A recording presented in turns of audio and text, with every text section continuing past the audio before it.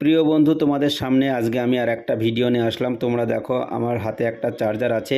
এই যে এই চার্জারের যে কর্ড আছে, এই কর্ডটা খারাপ হয়ে গেছে। তো বন্ধু, এই চার্জারের কর্ডটা হচ্ছে চার্জারের সঙ্গে একদম ফিক্সড। তো বন্ধু, এই কর্ডটা চেঞ্জ করা যায়। তো আমি কর্ডটা চেঞ্জ করব, তোমরা আমার সঙ্গে থাকো। তোমরা দেখতে পাচ্ছ আমার সাইডে অনেক নতুন কর্ড আছে, একটা আমি নিয়ে নিলাম। এবার এই একটা কর্ড আমি লাগিয়ে দেবো। প্রিয় বন্ধু, এই কর্ডটা লাগিয়ে দিলে আবার চার্জারটা আগের মতন হয়ে যাবে এবং মোবাইলে চার্জ হবে। তো বন্ধু, এই সমস্ত চার্জারের কর্ড চেঞ্জ করা হয়। তোমাদের যদি চার্জার খারাপ হয়ে যায় তাহলে চার্জার ফেলে দিও না। এই চার্জারগুলো আমাদের কাছে আবার নিয়ে আসলে বা নিকটবর্তী যে কোনো দোকানে নিয়ে গেলে কর্ডটা আবার চেঞ্জ করে দেবে, তাহলে চার্জারটা আবার আগের মতন হয়ে যাবে। তো বন্ধু, তোমরা দেখো আমি কর্ডটা লাগাচ্ছি। এই কর্ডটা লাগানোর সময় মাইনাস প্লাস দেখে লাগাতে হবে, তাহলে ঠিক মতো কাজ করবে। আর যদি মাইনাস প্লাস উল্টো হয়ে যায় তাহলে হয়তো ঠিক মতো কাজ করবে না।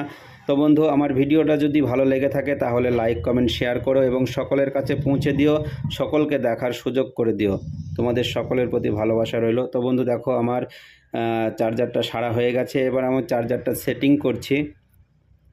যেরকম সেটিং করা ছিল নতুন অবস্থায় সেই রকমভাবে আবার আমি সেটিং করে দেবো, তাহলে আগের মতন হয়ে যাবে।